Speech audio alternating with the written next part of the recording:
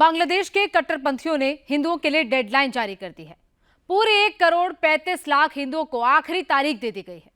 कह दिया गया है कि बांग्लादेश छोड़ दो वरना मारे जाओगे, घर लूट लिए जाएंगे, जमीन कब्जे में ले ली जाएगी और जिंदगी के अगले पल का ठिकाना नहीं है। बांग्लादेश में हिंदुओं को डराने के लिए नोआखाली की वर्ड का इस्तेमाल किया जा रहा है। बार बार हिंदू नरसंहार के पुराने किस्से का जिक्र किया जा रहा है। बांग्लादेश में ये सब किसके इशारे पर हो रहा है? बांग्लादेश की कट्टरपंथी फोर्स आखिर चाहती क्या है? हिंदुओं को डराने के पीछे उसका असल मकसद क्या है? देखिए इस रिपोर्ट में। बांग्लादेश में हिंदुओं के पास जिंदा रहने के लिए कितने दिन बचे हैं? অতি সত্তর ভেঙে যাও, অতি সত্তর ভেঙে যাও।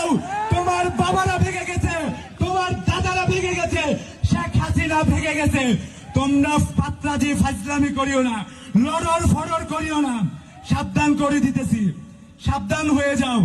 এক সপ্তাহ তোমাদেরকে আলটিমেটাম দিয়ে দিলাম, এক সপ্তাহের আলটিমেটাম, তারপরকে তোমাদেরকে দেখে নিব।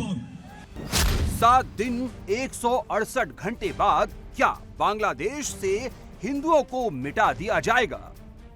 আমি হিন্দুদেরকে বলবো এটা দিল্লি নয়, এটা বাংলাদেশ।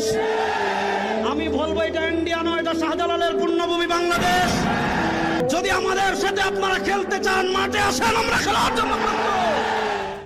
क्या ढाका में 1946 जैसा नोआखाली नरसंहार होने वाला है?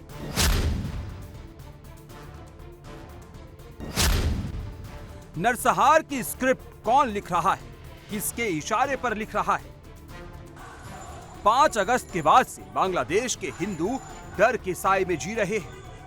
डर है जान जाने का, डर है इज्जत गंवाने का, खौफ है जिंदा जला दिए जाने का। लोग घरों से बाहर नहीं निकल रहे हैं। আজকাল তোমার ভয়ের কারণে এই পুরান ঢাকার কত হিন্দু, আমি এখানে অনেক কম হিন্দু দেখতেছি, একটাও হিন্দু আসে নাই। যে হিন্দু লোকগুলোকে অনুরোধ করতেছি, যারা আপনারা এখনো ঘরে আছেন তারা যদি এভাবে বসে থাকেন দেখবেন যে ঘরের মধ্যে আগুন দিয়া আপনারা জীবন্ত পড়তেছেন। बांग्लादेश के हिंदुओं को इतना डर 1971 में पाकिस्तान से जंग के वक्त भी नहीं लगा था। जियाउर रहमान और खालिदा जिया के राज में भी हिंदू इतने खौफ के साए में नहीं जिए जितना अब जी रहे हैं। बांग्लादेश में हिंदुओं पर लगातार हमलों के बाद अब कट्टरपंथियों ने फाइनल अल्टीमेटम दे दिया है। हिंदुओं को देश छोड़ने के लिए 7 दिन की मोहलत दी है। उसके बाद क्या होगा? कट्टरपंथी हिंदुओं के साथ क्या करेंगे? सुन लीजिए। আমি হুঁশিয়ার করে দিতে চাই, তাদের বিচারের জন্য যদি আবারও রাস্তায় নামা লাগে আমরা আবার রাস্তায় নামবো। এখনো তারা ষড়যন্ত্র করছে, আপনারা জানেন কিনা জানি না। কখনো হিন্দু নামে, কখনো সংখ্যালঘু নামে, কখনো চট্টগ্রাম প্রেস ক্লাব বলে, চট্টগ্রাম প্রেস ক্লাবের তারা কি বলেন নেতা লিডার বলেন, তথাকথিত সাংবাদিক বলে। তাদেরকে হুঁশিয়ার করে দিতে চাই, তোমরা তাল বাহানা করবে না, গুটিয়ে ল্যাজ গুটিয়ে দেশ থেকে ভাগো। অতি সত্তর ভেঙে যাও, অতি সত্তর ভেঙে যাও। তোমার বাবারা ভেঙে গেছে, তোমার দাদারা ভেঙে গেছে, শেখ হাসিনা ভেঙে গেছে। তোমরা পাত্রাজি ফাজলামি করিও না, লড়র ফড়র করিও না। সাবধান করে দিতেছি, সাবধান হয়ে যাও। এক সপ্তাহ তোমাদেরকে আলটিমেটাম দিয়ে দিলাম, এক সপ্তাহের আলটিমেটাম, তারপরকে তোমাদেরকে দেখে নিব। যতক্ষণ বেঁচে আছি তারপরে তোমাদেরকে দেখে নিব। নাসরুম মিনাল্লাহ ওয়া ফাতহুন করিব ওয়া বাশশিরিল মুমিনিন। ये धमकी कट्टरपंथियों के जलसे में हिंदुओं को दी गई। उसके बाद वहां मौजूद लोगों ने नाराए तकबीर दिया, अल्लाहू अकबर के नारे लगाए। हिंदुओं को धमकी यहाँ का सिर्फ एक कट्टरपंथी या जमाती नहीं दे रहा। बांग्लादेश की सड़कों पर हजारों लाखों जिहादी हिंदुओं की जान के दुश्मन बनकर घूम रहे हैं।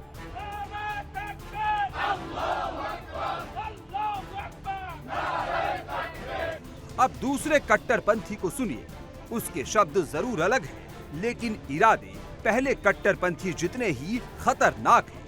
ये जिहादी भी खुलेआम बांग्लादेश के हिंदुओं को धमका रहा है, लोगों को हिंदुओं पर हमले के लिए उकसा रहा है। হিন্দু সন্ত্রাসীদেরকে বলবো এটা গুজরাট নয়, এটা বাংলাদেশ। আমি হিন্দুদেরকে বলবো এটা দিল্লি নয়, এটা বাংলাদেশ। আমি বলবো এটা ইন্ডিয়া নয়, এটা শাহজালালের পুণ্যভূমি বাংলাদেশ। ভাইকে পিটিয়ে মারবেন আর পূজার নামে দেশীয় অস্ত্র আমাদেরকে দেখাবেন। যদি আমাদের সাথে আপনারা খেলতে চান মাঠে আসেন, আমরা খেলার জন্য প্রস্তুত। जब ये कट्टरपंथी जहरीली तकरीरें दे रहा था, तब वहां मौजूद भीड़ भी नारेबाजी कर उसका हौसला बढ़ा रही थी, उसके सुर में सुर मिला रही थी। शेख हसीना के जाने के बाद बांग्लादेश में जो हो रहा है, जो चल रहा है, वो किसी को भी डराने के लिए काफी है। अब इस महिला को देखिए जो हिंदुओं को खुलेआम सोशल मीडिया पर धमका रही है। पापिया नसरीन को एक कॉलेज की असिस्टेंट प्रोफेसर बताया जा रहा है। ये भी हिंदुओं को भारत जाकर पूजा करने के लिए कह रही है और ऐसा ना करने पर नोआखाली जैसे नरसंहार की धमकी दे रही है। बांग्लादेश के हिंदुओं के सामने बार बार नरसंहार, नोआखाली जैसे शब्दों का इस्तेमाल किया जा रहा है। उन्हें कहा जा रहा है कि देश छोड़कर चले जाओ या फिर इस्लाम कबूल कर लो। नोआखाली में क्या हुआ था, जान लीजिए। भारत की आजादी से पहले 1946 में नोआखाली में सांप्रदायिक दंगा हुआ। हिंदुओं की बड़ी बस्तियों पर मुस्लिम कट्टरपंथियों ने हमले किए। कहा जाता है कि इन हमलों में 5000 से ज्यादा लोग मारे गए, 20,000 से ज्यादा लोग घायल हुए। कई हिंदू महिलाओं के साथ रेप किया गया, कई को जिंदा जला दिया गया।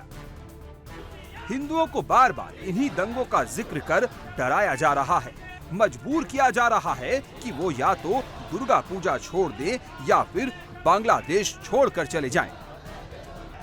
शेख हसीना के जाने के बाद बेकाबू हो चुके कट्टरपंथी लगातार हिंदुओं पर हमले कर रहे हैं। कट्टरपंथियों के आगे सरकार सरेंडर कर चुकी है और अब आंकड़े छिपाने का काम शुरू हो चुका है। बांग्लादेश में 5 अगस्त के बाद हिंदुओं पर हमले का आधिकारिक आंकड़ा 122 बताया जा रहा है, जबकि ये सच से कोसों दूर है।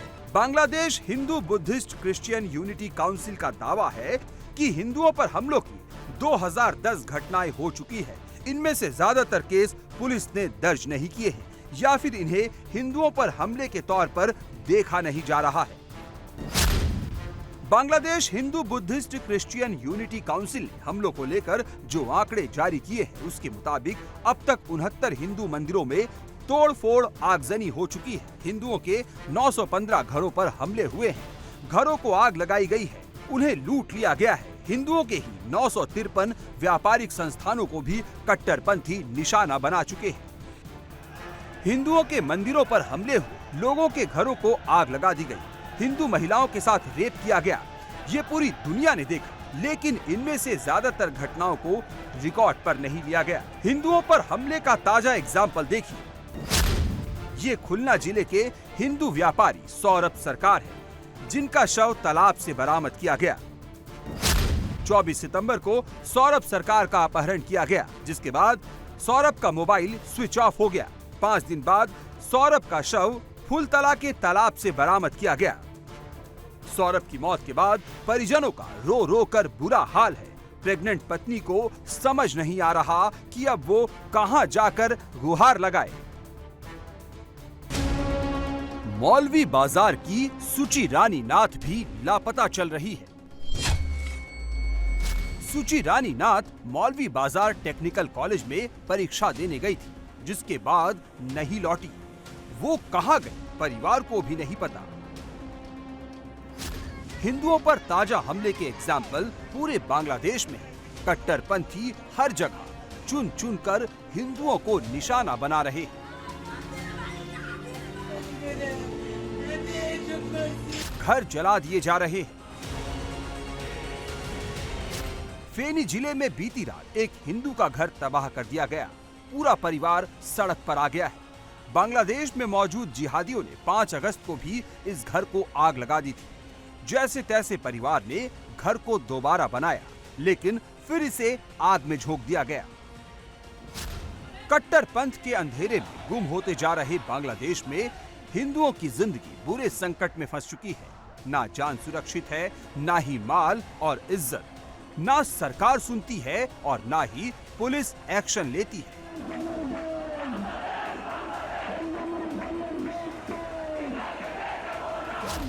सड़क पर घूम रहे जिहादी दुर्गा प्रतिमाओं को निशाना बना रहे हैं, हिंदुओं को पूजा करने से रोक रहे हैं।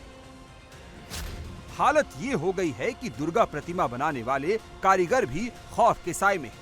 कट्टरपंथियों के डर से पुलिस के पहरे में मूर्तियां बनाई जा रही हैं। सिलहट जैसे शहरी इलाकों में दुर्गा प्रतिमाओं की डिमांड घट गई है। ग्रामीण इलाकों से इस बार लोगों ने ज्यादा ऑर्डर नहीं दिए हैं। लोगों को डर है कि शहर से मूर्ति लाते वक्त कट्टरपंथी रास्ते में उन्हें निशाना बना सकते हैं, इसलिए ज्यादातर ऑर्डर रद्द कर दिए गए हैं। कट्टरपंथियों की धमकी के बीच हिंदू समाज भी एकजुट हो चुका है। जिंदगी खतरे में देखकर आर पार की लड़ाई के मूड में आ चुका है। बड़ी संख्या में लोग ढाका की सड़कों पर उतर आए हैं।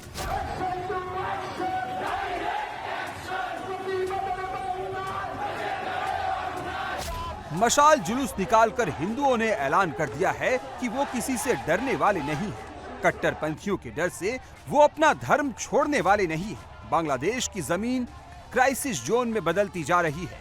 अल्पसंख्यकों के मामले में यहाँ के हालात पाकिस्तान और अफगानिस्तान जैसे हो रहे हैं।